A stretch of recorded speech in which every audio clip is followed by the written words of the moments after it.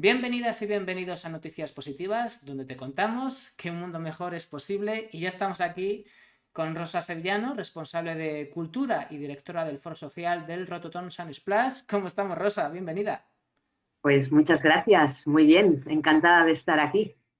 La verdad es que, te lo he dicho antes de empezar, me maravilló conocer el programa del Foro Social del Rototom Sun Splash. Es que era una pasada y demostraba un compromiso real con cambiar el mundo a muchos niveles. Entonces, lo primero que quiero preguntarte, la primera pregunta que me surgió ya en ese momento, ¿de dónde viene esa apuesta de verdad tan decidida y tan sincera por la movilización social para cambiar este mundo en el que vivimos?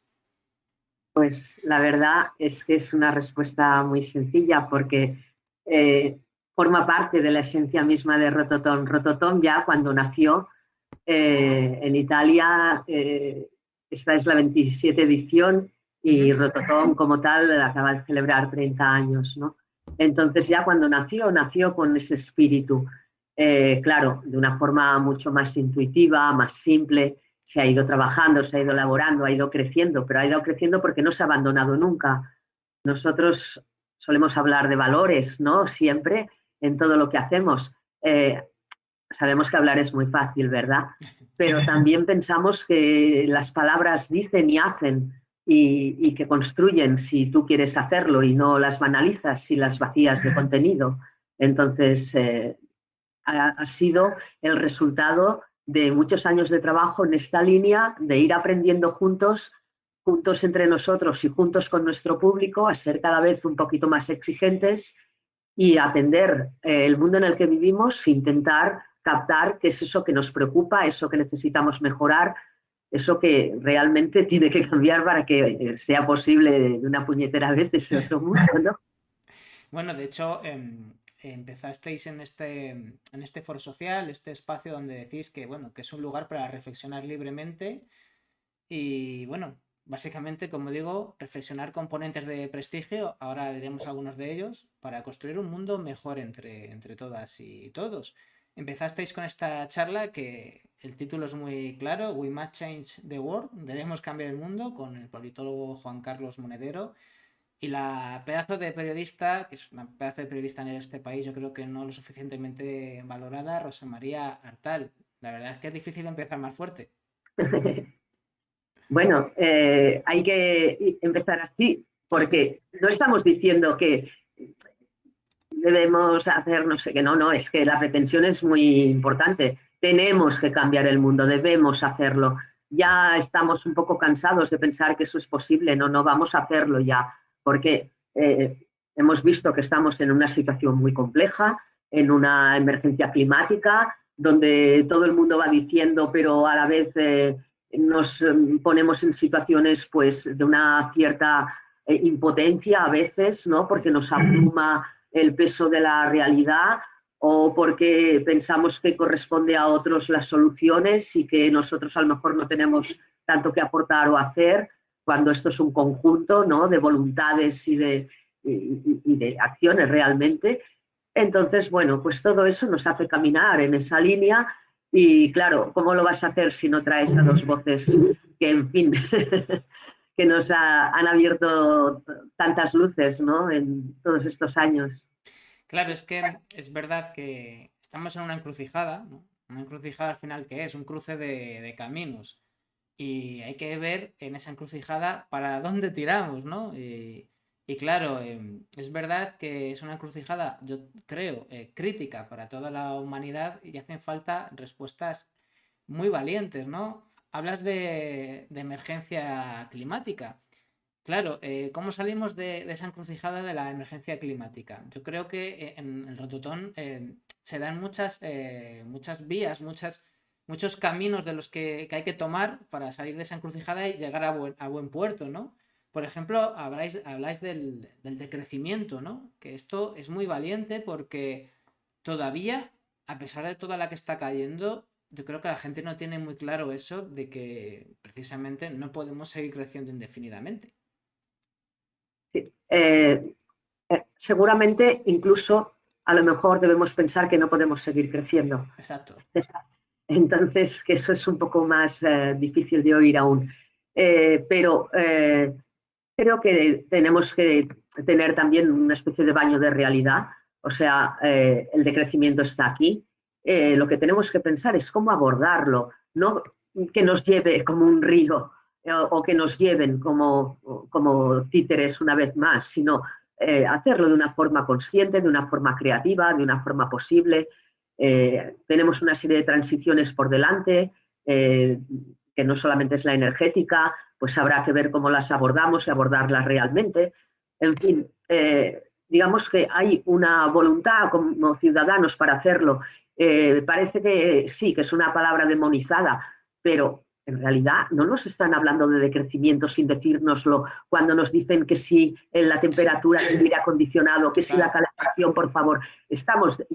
Nos están hablando de decrecer, nos están hablando pues de una crisis alimentaria, que si los cereales, que si, y creando esa conciencia entre el miedo que nos apabulla y bueno, pues vamos a hacerlo de una forma crítica, vamos a entender que esas cosas están pasando, que además se están manejando de una forma interesada, que hay gente que va a salir con muchas dificultades adelante de todo esto, o incluso que no va a salir, y otros que van a hacer mucho dinero en todo este proceso. Vamos a ser ciudadanos críticos, ciudadanos activos, porque al final la inacción es tremenda, ese es el daño más grande que nos hace todo esto. Y eso es algo que desde el foro social queremos siempre romper y por eso cuando abordamos estos temas lo hacemos de una forma propositiva. Bueno, la situación es esta, pero tenemos todo esto por delante para hacer, ¿no? Y con... Sí, perdón, decía que no, además con gente muy importante. Antonio Turiel, que es uno de los divulgadores científicos más importantes de este país sobre el cambio climático, y bueno, Joaquín Araujo, que quizá no haya, desde luego estaría en el top 3 de naturalistas, divulgadores de la naturaleza más importantes de este país. Es que esto también es lo interesante, de que es que son los y las que han ido a Rototón como ponentes, es que eran de primerísimo nivel. Por eso digo que es un esfuerzo, de verdad, una implicación enorme. claro, piensa, por ejemplo, que sin Joaquín Araujo y su aportación, ¿dónde estaría la ecología y el mundo? En fin, ¿no? Claro. Ha sido crucial siempre y sigue siéndolo. Y su actitud en Rototom, bueno, no sé, para enamorarse una y mil veces de él, ¿no? Y de lo que aporta. Turiel, pues ya conocemos y en todo este tiempo que ha habido todo el informe del IPCC, que Juan Bordera también ha abordado de una forma muy clara, ¿no? Eh, toda la crisis de combustibles fósiles que sabemos que está ahí, pero no sabemos cómo abordarla. Bueno, pues a mí me gusta cuando Turiel, desde un análisis científico, dice que no hay colapso que no sea reversible. Bueno, pues vamos a escucharlo y vamos a hacerlo, puñetas, que de verdad que vale la pena, ¿no? Entonces ahí es donde nos ponemos firmes en el foro social. Mira el tema de la alimentación Muy también, cuántas importante. cosas vamos a hacer, ¿no? No sé qué pasa, algunas veces me escucho, pero bueno, no se escucha muy fuerte, pero algunas veces me escucho así como de eco en tu ordenador, ¿puede ser? No sé, Bueno, bajo el volumen. no pasa nada, siempre y cuando me escuches tú, porque creo que sí que pasa que a veces, aunque ahora no sé, es curioso, solo se escucha no cuando hablo largo, sino cuando hago una... Bueno, no pasa nada, cosas que suceden también en programas grandes y también tiene que suceder en los pequeños. Estábamos hablando de alimentación, que igualmente, bueno, hay esta gente muy potente como Nazaret Castro, ¿no? Bueno, que es una periodista de las más importantes que habla de las cuestiones relacionadas con el sistema agroalimentario. Bueno, que es que hay que cambiarlo. Es que el sistema alimentario que tenemos, precisamente Nazaret Castro en Carro de Combate lo dice mucho. Bueno, es más para un negocio insostenible que para darnos de comer. Claro, claro. Ahí salían estos debates que están siempre un poco en la mesa, pero que son inevitables y necesarios, ¿no? Producimos más alimentos de los que necesitamos y con los que se produce podría alimentarse la población mundial o hace falta producir más para que se alimente todo el mundo. Entonces, bueno, mayoritariamente salía la idea de que se produce suficientemente alimentos si se distribuyese bien y todavía hablamos de excedentes, ¿no? Y se queman excedentes para controlar los precios y los alimentos se cotizan en bolsa. En fin, pasan cosas a lo mejor que no deberían pasar y que si se abordase de otra manera, como se proponía ahí, como Nazaret propone desde hace tiempo, pues las cosas serían de otra manera. También la agroindustria, pues, y nuestra forma de alimentarlos aquí, por eso el vuelo de la mariposa, ¿no? Y nuestra alimentación genera unos problemas en los sitios donde la agroindustria apuesta para producir, que son baratos los costes económicos o porque tienen mucho territorio para explotar, como sería, por ejemplo, en Chile para la soja, para el cultivo de los aguacates y el problema del agua que abordó Hadwe. Fue brillante su aportación, la verdad, y con todo lo que tienen por delante en Chile, o por ejemplo, pues en Brasil, en lo que pasa con el cultivo de soja para que nosotros nos comamos nuestra tapita de jamón, ¿verdad? Esa cosa tan nuestra. Bueno, pues miremos lo que está pasando en el Amazonas con esa tapita tan nuestra de jamón y a lo mejor se nos indigesta un poquito un día, ¿no? Y nos abre una reflexión para hacer las cosas diferentes. Mira, después de la entrevista que vamos a hacer tú y yo, la siguiente sección es con Pedro Burruezo de la Asociación Vida Sana. Bueno, y Pedro me ha traído varios temas y uno de ellos, simplemente por seguir en este tema de alimentación, es sobre estos proyectos que hay de crear carne artificial a través del cultivo de moléculas de células de los músculos de los animales, se extraen células y se cultivan, ¿no? Parece ser que cualquier cosa extravagante y rara para mantener el negocio de unos pocos y que les sirva a ellos para ganar dinero antes que, por ejemplo, proyectos de soberanía alimentaria, que es lo importante, soberanía alimentaria, que la gente pueda cultivar sus propios alimentos según sus saberes y sus culturas, que eso no significa que, evidentemente, que haya que denostar la tecnología, pero hay que mantener esa variedad de saberes y de culturas ancestrales y que además se van renovando y que son importantes, ¿no? Y tal, y es que es verdad que hacen falta. Hace poco leí un informe de Australia, del estado del clima en Australia y cómo se ponderaban muy positivamente las prácticas ancestrales de los aborígenes, que están siendo muy buenas para conservar ciertos ecosistemas allí, ¿no? Es decir, que eso, que cualquier cosa extraña biotecnológica, cultivar moléculas de carne antes que soluciones muy lógicas y que ya están ahí, que ya funcionan.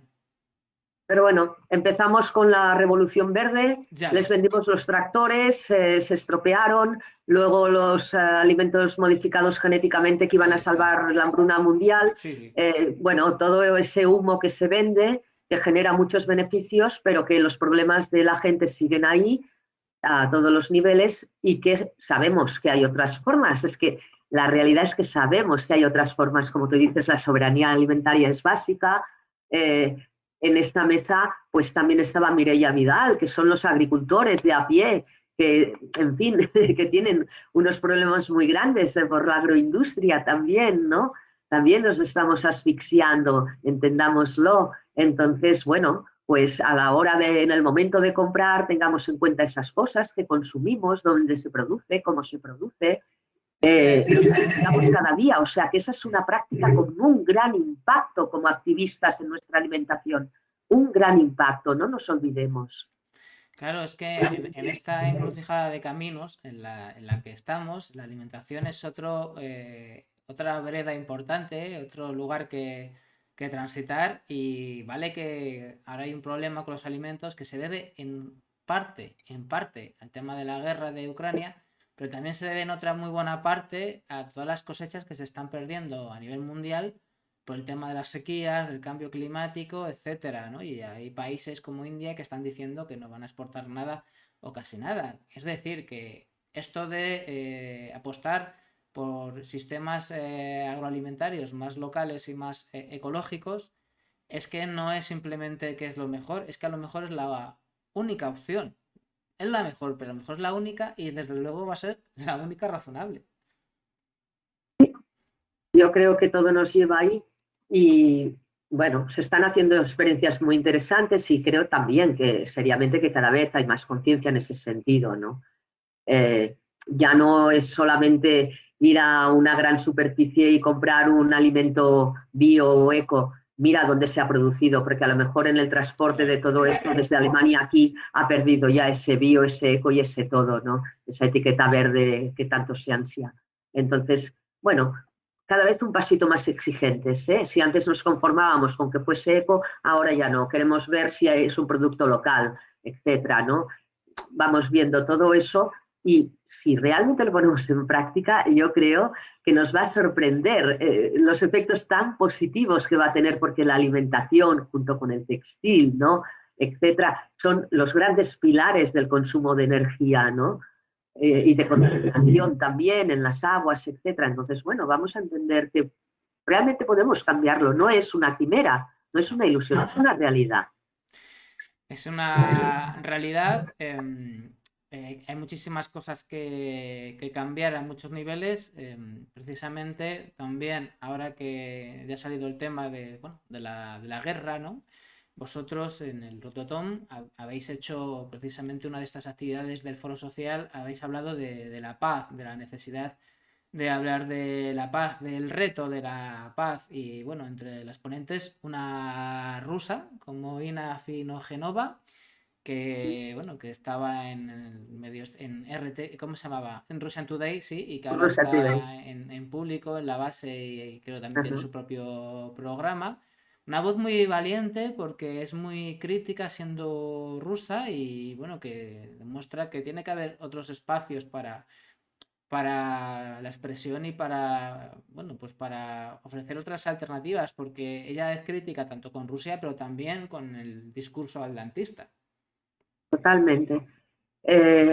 Yo creo que fue muy, bueno, era una mesa, la verdad, con Increíble. gente muy potente, porque estaba Olga Rodríguez, Ya ves. que ha estado en todos los conflictos importantes explicando lo que pasaba. Todavía me acuerdo Ella, de ella en Irak, perdona que te interrumpa, exacto, todavía sí, estaba yo acabando la carrera y me acuerdo de sus crónicas desde sí, sí. Irak. Y cuando Couso, etcétera, o sea, ella ha vivido momentos Así muy es. duros como reportera y explicaba que ella no quiere ser reportera de guerra, quiere ser reportera de paz. A mí me impactó mucho esa frase. Estaba Irene Zugasti, que ha estado en Donbass, que también explicó unas situaciones muy complejas. Estaba Miquel Ramos, Miquel Ramos. que nos habla pues, de cómo el fascismo aprovecha todas estas situaciones, este discurso hegemónico, y sobre todo, como dices, estaba Ina Finogenova, que, bueno, pues ella, por decir que no a la guerra, que está en contra de esta guerra, ha sido demonizada, perseguida, insultada. Mira tú qué situación, ¿no? Entonces, nosotros sí, no queremos abordar la guerra y lo que está pasando y las guerras que hay, no solamente la de Ucrania, que están ahí, que se eternizan y que miramos para otro lado permanentemente. No queremos abordarlo desde la perspectiva de la guerra, sino de la perspectiva de la paz. Y nos llaman ilusos, nos llaman ingenuos, porque parece ser que el diálogo pues no sirve, no gusta como arma. Bueno, pues mire, es que es el arma que queremos. Hay que sentarse, hay que hablar, solo el diálogo nos puede sacar de esto. Mm. Yo creo que nunca más armas que alimentan la industria de armas son camino para la paz y bueno, pues ingenuos sí lo que quieran, pero hablen, por favor. Todos los que tienen intereses tienen que entender que no queremos estas vías, no las queremos. Mira, Rosa, hablando precisamente de Olga Rodríguez, que cuando vi su nombre en el Rototom, yo me acuerdo de este año 2003 de Irak, yo me acuerdo del no a la guerra, ¿no? Y me acuerdo que uno de los argumentos que se esgrimían lógicos contra esa guerra es que era una guerra ilegal en el sentido de que no había un mandato de Naciones Unidas, etcétera, ¿no? Pero claro, ese comienzo de esas guerras preventivas casi a lo bestia del siglo XXI, se hablaba al menos de que hacía falta ese mandato internacional de Naciones Unidas, ¿no? Pero ahora estamos hablando, tú escuchas a según qué opinólogos, según qué tertulianos, incluso medios de comunicación de este país, supuestamente progresistas, que te dicen que muchas de las medidas que al final sufre la población es que hay que entender que estamos en guerra. Y yo pregunto, ¿estamos en guerra? ¿Ha habido una declaración de guerra ¿Ha habido un mandato de una intervención de Naciones Unidas? No. ¿Ha habido una declaración de la OTAN de guerra? No puede haber una declaración de guerra de la OTAN porque se lía parda. ¿Hay una declaración de guerra a nivel nacional en el Congreso? No. Y posiblemente el gobierno actual no sé si la sacaría. Sería complicado debatirlo. Con lo cual, si en el 2003 esos mismos tertulianos habrían dicho que la guerra de Irak era ilegal, pero ahora dicen simplemente que estamos en guerra, cuando esas reflexiones sobre quién dice que estamos en guerra, porque eso es una implicación política, y a qué nivel estamos en guerra, eso ni siquiera se debate. O sea, que estamos yendo para atrás. No sé si es una tontería mía, pero yo creo... No, Daniel, estoy totalmente de acuerdo y si me permites, a eso sumaría cuántas resoluciones hay de Naciones Unidas sobre la ocupación de Israel y las masacres que hace en Palestina. Muchísimas. ¿Qué pasa con el Sáhara? ¿Cuántas resoluciones hay? ¿Qué El pasa con la Yemen, MINURSO? ¿Y por qué ha ejemplo. hecho ahora el Estado español dándoselo en Ya. bandeja a Marruecos de forma tan irresponsable? En fin, ¿cuántas cosas pasan? Siria, ¿no pasa nada en Siria ya? ¿O sigue pasando algo en Siria? ¿Y qué hacemos? ¿Y dónde miramos? No sé, en fin, es una situación, pues eso, muy hipócrita, donde se monta un discurso hegemónico y parece que salirte de ahí, pues ya o estás obedeciendo a no sé qué intereses pues eso, eres un descerebrado que no piensa, porque ¿cómo se te ocurre hablar de paz y de diálogo y de que basta de armas y que se tiene que acabar Ya. esta manera de entender las soluciones de paz? ¿Cómo se va a llegar a través de un conflicto armado que ya se dice que va a durar más de un año y de dos y no sé qué? Aún, por favor, así se pacifica el que alguien me lo explique, porque no sé. ¿Y por qué hay que sacrificar a la población europea, sobre todo los más vulnerables, que son los que más van a sufrir por el tema del gas ruso? Y no, imagínate que, por ejemplo, mañana decimos, pues si hay que asumir lo del gas ruso, porque Putin es un dictador, mañana podemos decir, pues también hay que dejar de comprarle petróleo a Arabia Saudí, porque Arabia Saudí es una dictadura que financia el terrorismo islamista y bombardea el Yemen, con lo cual se acabó el petróleo. Con el mismo argumento Claro, se puede decir, ¿por qué no? sí, pero tenemos una situación ahí, por ejemplo, que la alternativa al gas ruso ya se ha declarado que Sí, Estados Unidos va a exportar el gas licuado, seguirá con el fracking, etcétera, lo qué, tiene qué todo vergüenza, perfecto. Entonces, esa es la solución y qué ahí es lo que vergüenza. se está jugando, no nos engañemos, Sí, ¿vale? Entonces, el petróleo, ¿por qué no? Bueno, pues porque necesitamos donde se produce el petróleo y el control se ejerce de otras maneras. Pero, en fin, la cuestión del gas, pues está claro. Tenemos ahí a papá, bueno, bien. está muy claro. O sea, aquí Entonces, no se los trata de intereses valores. son así y así se nos está atrapando. Por eso digo que hay que escapar de estos discursos hegemónicos y es un poco lo que hemos intentado a través de ese reto de la paz, ¿no? No queremos centrarnos en eso porque nos llevan un poco a túneles sin salida, ¿no? Y no, hay una luz, hay Desde una luz. luego, me fascina este discurso tan rotundo y tan contundente de la responsable de cultura y del foro social de un festival como el Rototom. De verdad, es que es un... es que es increíble y es para aplaudir la cantidad de asuntos espinosos que tratáis y unos posicionamientos tan claros y tan valientes, ¿no? Otra cosa que quería hablar que me llamó mucho la atención, este taller de twerk feminista de Baila sin Miedo. Cuéntanos, porque me parece una actividad también muy valiente, muy necesaria y con un enfoque bastante curioso además. Pues sí, sí. Critia, que es la persona que desarrolló el taller, bueno, yo la conocí en un taller que organizamos en el municipio donde vivo, desde la Asamblea Feminista de Vegas. No era entendido por muchas mujeres cómo podíamos organizar desde la Asamblea Feminista, pues con reggaetón y twerking y mover nuestros culos. Bueno, con esa tranquilidad y alegría.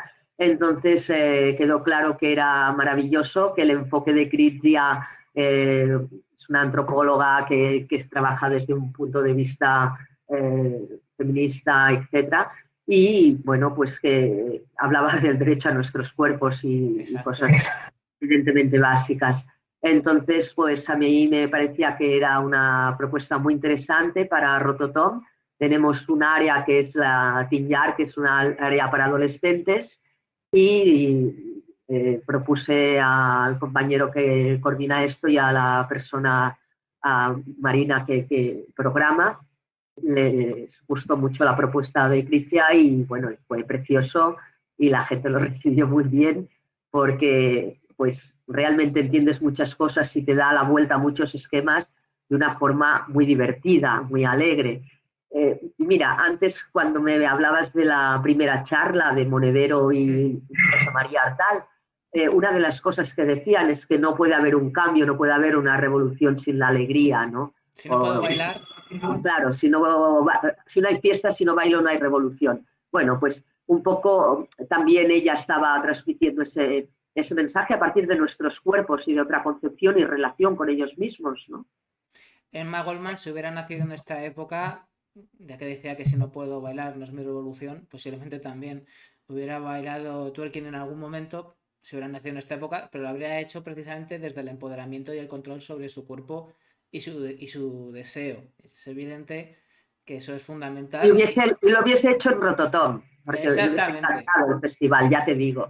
Es que es muy importante el espacio y el lugar desde el que se hacen las acciones, ¿no? Y es un espacio de respeto y de empoderamiento de la mujer con gente que entiende ese principio, pues ahí cambia también el asunto. Nosotros aquí en Noticias Positivas pensamos que precisamente las dos fuerzas que van a cambiar el mundo son el ecologismo y el feminismo, tanto monta tanto, ¿no?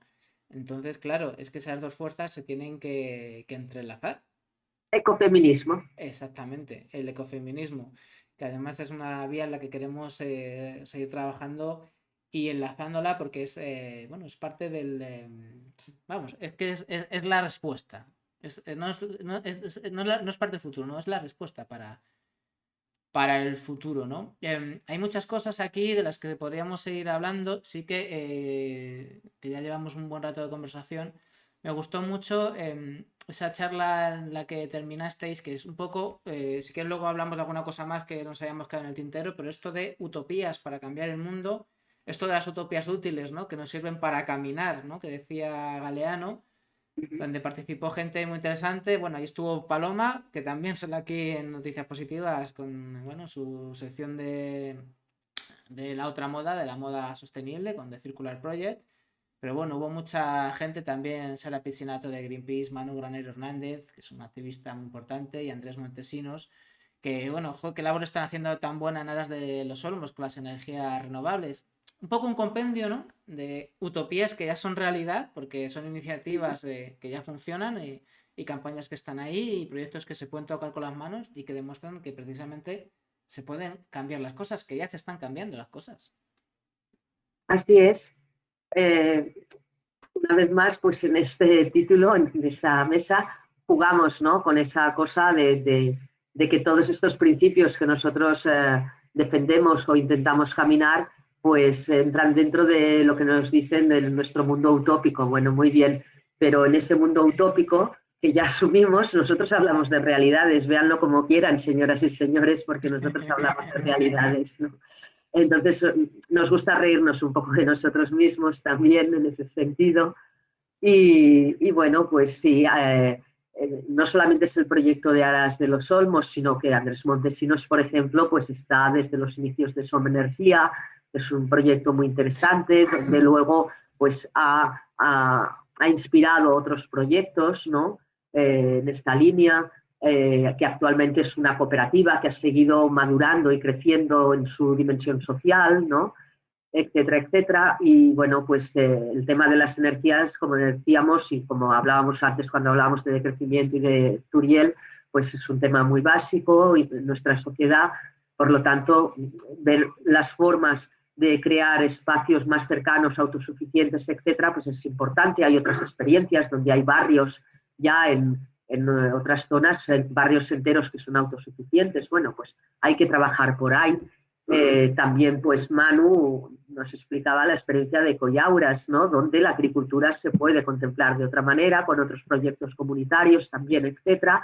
Y Paloma, pues evidentemente del mundo de la moda, que es un mundo además rodeado de mucha frivolidad. Vivimos en esta idea de que si no lo usas, véndelo, ¿no? Todo efímero, todo y con eso ya has cumplido, porque es una forma de reciclar, no hemos entendido. Entonces, poder abordar todo eso, pues ha sido muy interesante, la verdad. Claro que al final, Y la colaboración de Greenpeace, perdona, pues sí, es primordial para nosotros, que no hemos hecho, y me gustaría hacer una mención clara, porque hace mucho tiempo que trabajamos conjuntamente, nos ayudan muchísimo asesorándonos sobre cómo hacer nuestras propias transiciones internas para reducción de residuos, para tratamiento de múltiples cosas, todo lo que hemos avanzado con el agua en Rototom, etcétera. Entonces, para nosotros trabajar unidos con Greenpeace es un placer, el pero tema de la además huella, es ¿no? una tranquilidad porque son exigentes, ¿no? Con nosotros Decía el tema de la huella de carbono, que han ayudado a también. calcularla y auditarla, ¿no? Sí. Ahí estamos. Claro que también sois sostenibles, digamos, en el propio diseño, ¿no? Del festival, que se ha buscado precisamente el menor impacto posible, el menor impacto A ver, ambiental. impacto hay, somos un festival enorme, pero vamos a ver cómo es ese impacto, cómo lo analizamos. Llevamos mucho tiempo trabajando, además trabajándolo de una forma real, o sea, hacer las cosas de una determinada manera y no de otra, a nosotros, digamos que hay que hacer una inversión económica, nos cuesta dinero, ¿no? Que tiene que ser así, no lo digo en el sentido, sino que tiene que ser un acto consciente, que nos lo creamos de verdad para invertir también económicamente en eso que hacemos para que sea de otra manera y que nos haga sentir bien y que no solamente estemos diciéndoles a la sociedad, ah, hay que cambiar, compañeros, bro, vamos a hacer, no, vamos a hacerlo de verdad, porque nosotros también lo estamos haciendo, nos comprometemos a eso, con todo lo que supone de difícil un Claro, festival de esta dimensión, ¿no? Pero es un compromiso firme. claro, no debe ser fácil porque es evidente que es un gran festival. O sea, no bien hay cuatro gatos, me imagino que sean como miles de personas. Y claro, eso requiere un esfuerzo y un coste añadido que se asume por compromiso, pero que evidentemente no facilita las cosas. Bueno, sí que no las facilita en un sentido a lo mejor, pero sí que las facilita. Para nosotros no sería el mismo festival si no hacemos eso. No tendría nada que ver. Claro, Entonces, va junto. va junto va de suyo, ¿no? Con la filosofía del festival. Y respecto al foro social, a su acogida, ¿cómo ha sido la respuesta de los asistentes, ¿no? O sea, pues yo he visto fotos y sí que parece que la gente ha ido, o sea, que no solamente han ido a bailar y a escuchar música, sino que yo por las fotos que he visto, bien, ¿no? La verdad es que yo nunca agradeceré bastante al público de Rototom que va a un festival, que va a una fiesta, ¿no? Que es lo que preparamos en realidad. Preparamos una fiesta que intentamos que sea muy bonita y enorme, ¿no? Y que dedique una parte de ese tiempo a pensar juntos, a ver cómo mejoramos las cosas. Entonces, para mí eso tiene un valor enorme, enorme. Y no solamente está, sino que además participa, pregunta. Siempre pedimos que se respete un tiempo final de 30 minutos para un diálogo abierto con el público. Ese tiempo para nosotros, antes comentábamos, forma parte de la estructura de lo que es cada debate del foro social. Es medular, no lo podemos negociar, ¿no? Entonces, el público lo espera, lo agradece, hace intervenciones, creo que muy interesantes realmente, ¿no? Y bueno, me parece que a veces aprendemos mucho de esas intervenciones o detectan, por ejemplo, pues aspectos que no ha dado tiempo a lo mejor a trabajar suficientemente en la charla, pero que son cruciales y van, ¿no? Ahí al punto clave. Entonces, cuando tú ves eso, pues tienes muchas más esperanzas en que realmente las cosas van a ir a mejor, claro. Está muy bien, es un enfoque en el que, bueno, pues es verdad que son en eventos, son actividades con unos ponentes, pero es muy horizontal en el sentido de que el público, de que la gente tiene algo que decir, tiene mucho que aportar, con lo cual el enfoque de las charlas, las actividades, pues es bastante horizontal y muy participativo y muy abierto. Lo intentamos como mínimo. Estamos ya terminando la entrevista, entonces, Rosa, siempre digo lo mismo, cosas que no se deban quedar en el tintero, ¿no? De esto que luego acabe la entrevista y digas, ay, se me ha olvidado destacar esto, lo otro, o esto que dijeron en tal charla y que es importante. Entonces, aquí cuéntanos que no se nos quede nada interesante e importante que Bueno, resaltar. mira, en realidad yo creo que han salido algunas cosas esenciales ya, pero como no hemos hablado demasiado de los documentales, me gustaría destacar un poquito una idea a lo mejor de cada uno, porque también son muy importantes y los documentales llevan acompañada también una serie de personas que profundizan en esos temas. Entonces, abrimos con el tema de las cárceles, con Bud Dressinger, que es una persona que desde Estados Unidos está trabajando por la dignificación de la vida de las personas privadas de libertad y ella apelaba como una de las principales formas ya de empezar a trabajar para resignificar de una forma diferente la vida de estas personas es no hablar de presos, no hablar sino personas privadas de libertad, etcétera. Hacer un ejercicio sobre nuestro lenguaje igual que lo hacemos en otros temas.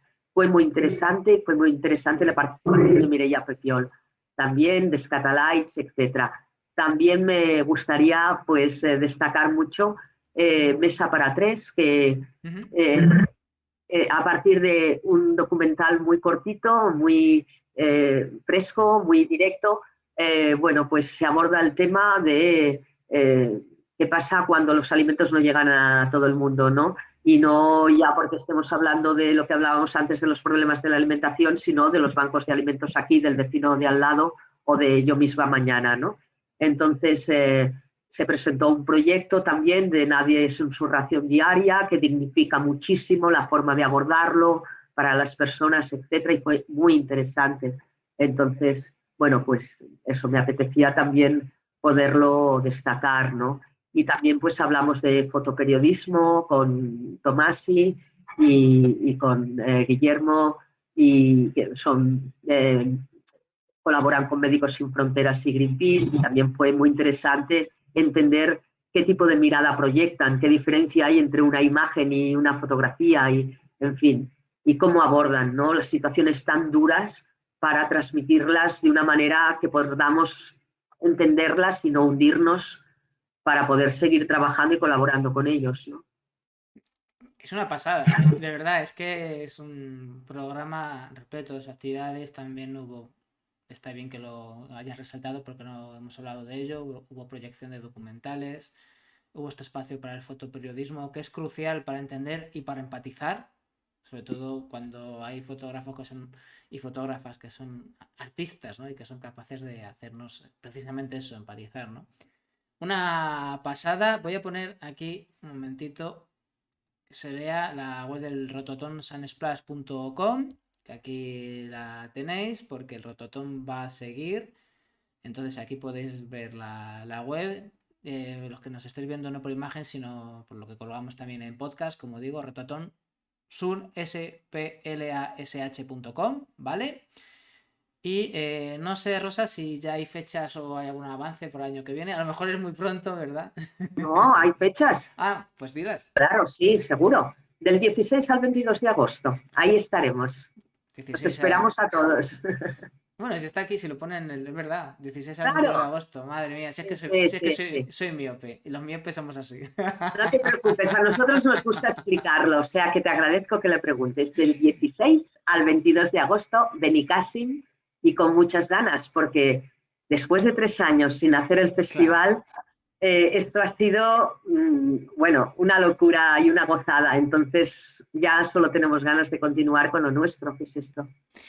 Perfecto, Rosa, pues aquí terminamos la entrevista. Un placer y un alucine, y de verdad que encantado y fascinado impresionado, perdona que diga esto, que parezco muy pelota, pero de verdad que un festival tan grande y con tanto nombre tenga esa apuesta tan valiente y un posicionamiento es que os mojáis, ¿no? Os mojáis hasta, vamos, de la punta del dedo del pie hasta el último cabello, ¿no? Así que muchas gracias por este compromiso valiente, por esta cultura comprometida de verdad y larga vida al San Splash, al Rototón San Splash. Muchas gracias. Muchísimas gracias y larga vida al reggae. Di que sí, larga vida al reggae y a ese mensaje contestatario de Bob Marley que nunca pasa de moda, por cierto.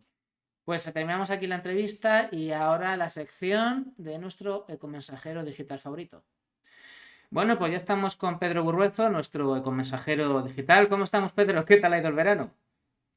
Bueno, pues mucho calor Sí, ¿verdad? como a todo el mundo y bueno, con algunas de cal y otras de arena, pero bueno, así es la vida.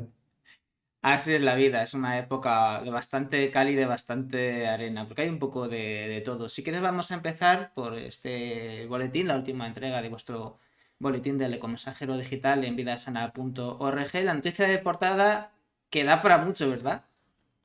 Pues sí, es la primera de dos textos dedicados al tema de la carne in vitro o carne de laboratorio, Qué raro que es eso. es una carne, digamos, animal Ajá. que no procede del sacrificio de un animal, sino de la multiplicación de sus células, ¿no? Extraídas, en teoría, sin que se le haya hecho, digamos, no se le haya hecho daño al animal, ¿no? Bueno, es una carne muy controvertida, ¿no? Por una parte, hay una parte del sector vegano que está a favor y otra parte del sector vegano que está muy en contra, ¿no? Y por otra parte, hay una parte de la población que está a favor y otra parte de la población que está muy en contra. Lo que está Detrás claro de... es que hay, perdón que te corte, lo que está claro No, es, no. habiendo gente a favor y en contra, lo que está claro es que aquí hay unos intereses muy evidentes, ¿verdad? Sí, hay por encima de todo los inversores, algunos de ellos como Bill Gates, que están dispuestos a todo para imponer este tipo de consumo Ujú. e incluso para que, como lo dicen ya incluso abiertamente, sin ningún tipo de escrúpulo, para que se cambien las legislaciones lo antes posible para instaurar este tipo de consumo en el mayor número posible de países del planeta. Claro, ahí eso está claro. Los intereses económicos están claros. Luego, los intereses de la población, más allá de divisiones, no sé si están tan claros, ¿verdad? Bueno, primero, sobre este tipo de consumo no hay experimentación ninguna. O sea, quiere decir que todos los que consuman este tipo de producto van a ser, digamos, conejillos de India. No sabemos qué tipo de enfermedades puede conllevar este tipo de consumo. Digamos, los que están a favor nos dicen que esto es la hostia, ¿no? Que esto va a solucionar el hambre en el mundo, que además son productos que incluso serán capaces por ejemplo, pues de solucionar el cáncer de colon y otras enfermedades. Pero bueno, en la historia reciente de la humanidad, sobre todo en el último siglo, ya hemos visto que, por ejemplo, la revolución verde, Ya. por ejemplo, o la instauración de los transgénicos, siempre ha conllevado estrategias, digamos, de convencer a la población de las virtudes de este tipo de productos con verdades a medias, ¿no? Por ejemplo, pues también la revolución verde iba a solucionar el hambre en el mundo y lo que ha hecho ha sido empeorarlo. Lo mismo con la transgenia, que iba a solucionar un montón de problemas y lo único que ha traído ha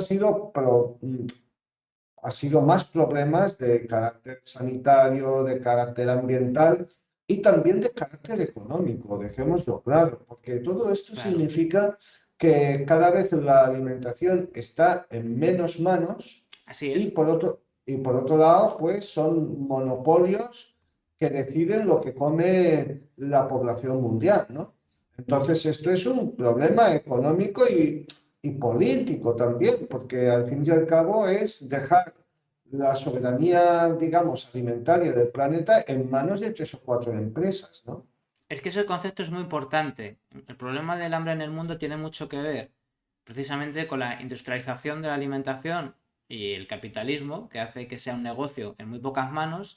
Y al final eso de la soberanía alimentaria, que básicamente es que la gente tiene derecho a cultivar su propio alimento, es que acaba siendo imposible. Claro, claro.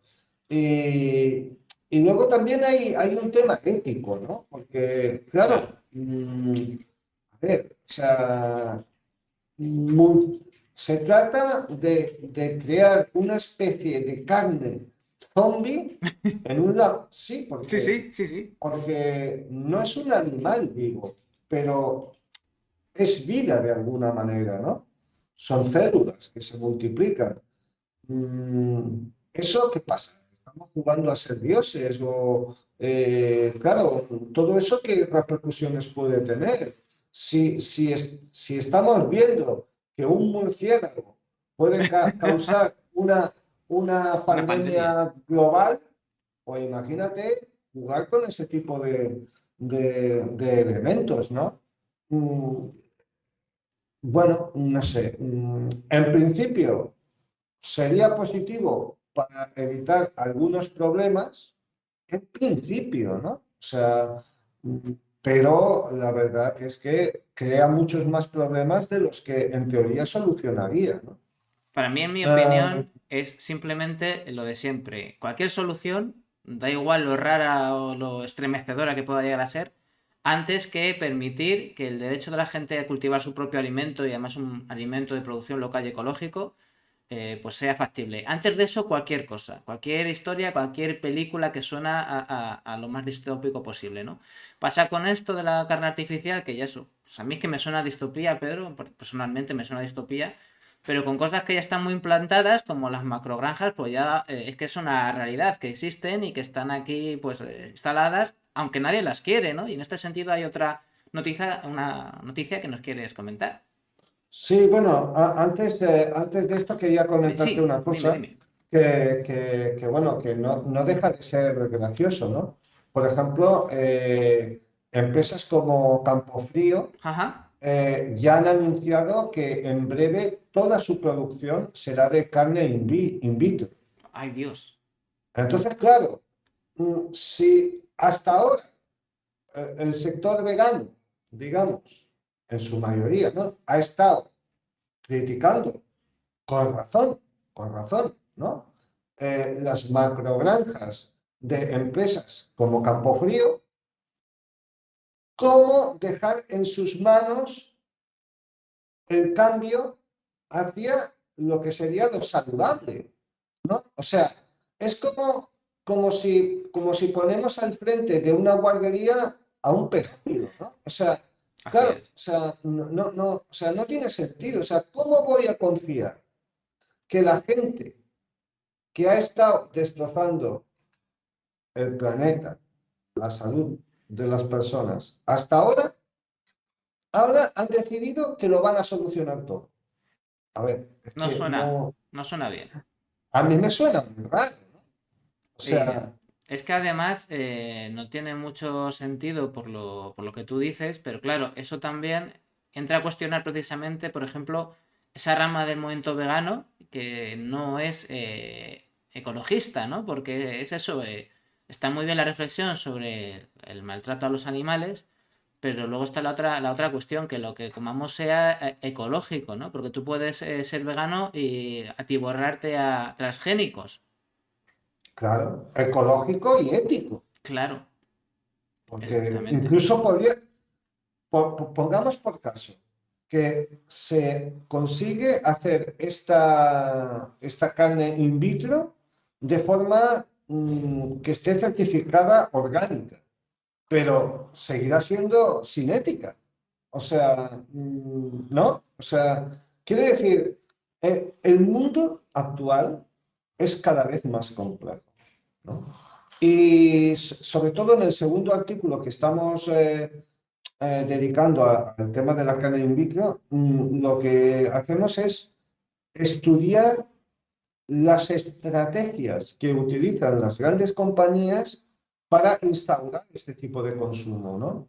Pues sobre todo a través de artículos que entrevistan a pseudoespecialistas que nos dicen que todo es seguro, que no Sí, pasa claro. nada, que esto es la panacea a un montón de cosas.